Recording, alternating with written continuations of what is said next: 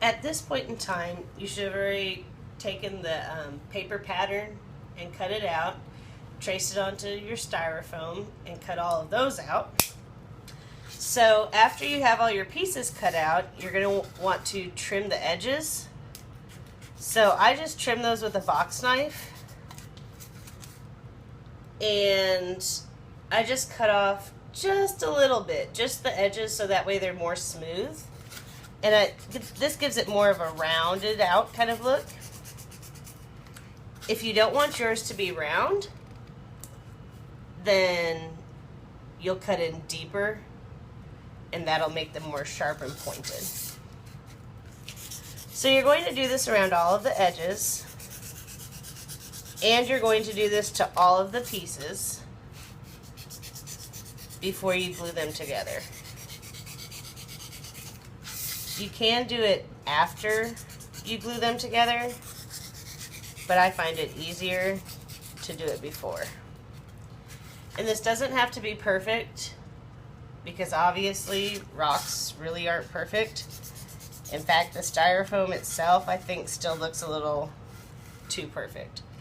To make the corners a little bit rounder, I just trim off the edges and round them.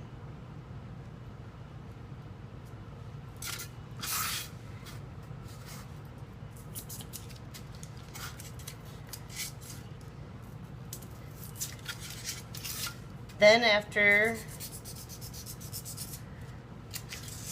we've cut all the edges with the box cutter, I'm going to go and sand all of the edges down.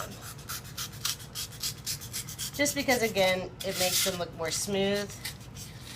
I also don't want my leopard gecko to rub up against anything too terribly rough, although I know that if they were in the wild, there'd probably be things that were more rough than grout and styrofoam.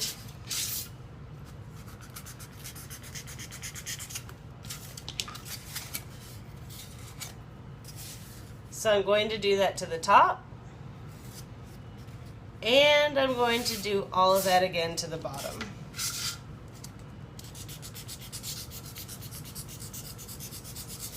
And you can use one of those other box cutters if you want to, that has, it's a longer blade. Lots of people use those, but I think the blades are too flimsy for me. And if you're having problems cutting your styrofoam, get a sharper blade, get a newer one.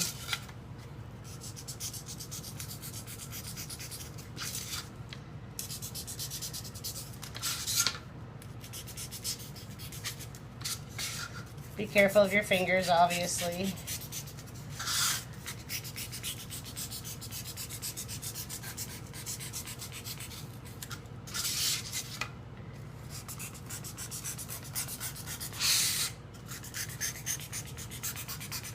We're almost to the end. So I'm going to do a little bit of the sanding out inside, but like I said, I normally do it outside because it's messy and gross. So what I did was I took a block of sandpaper and I cut that with a box cutter, so that way it was just easier to handle. And I'm just going to sand all around the edges.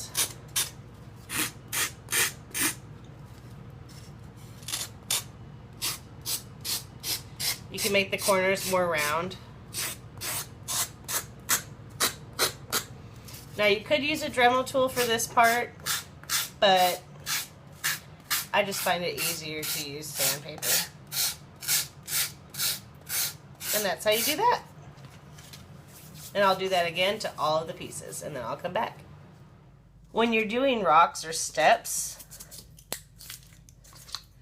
I cut off quite a bit more of the edge. And again, that's because I want them to be more rounded. These are the little rocks that hold up the center of our shelving.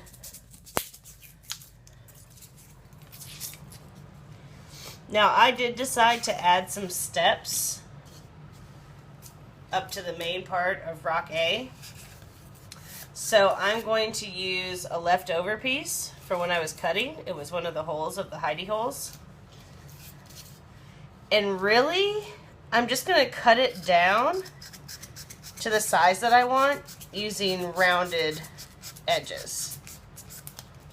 So I cut off quite a bit of this one. I want my steps to be big enough, obviously, for my lizard to walk up them, but I don't want it to be so big that it takes up the whole cage.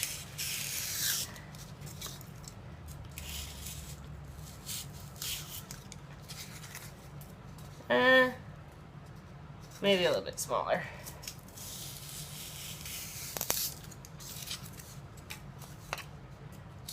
This will be my bottom rock. It'll be the widest. And then I'll do that for as many more pieces as I want steps. Then I'll trim the edges and sand it down.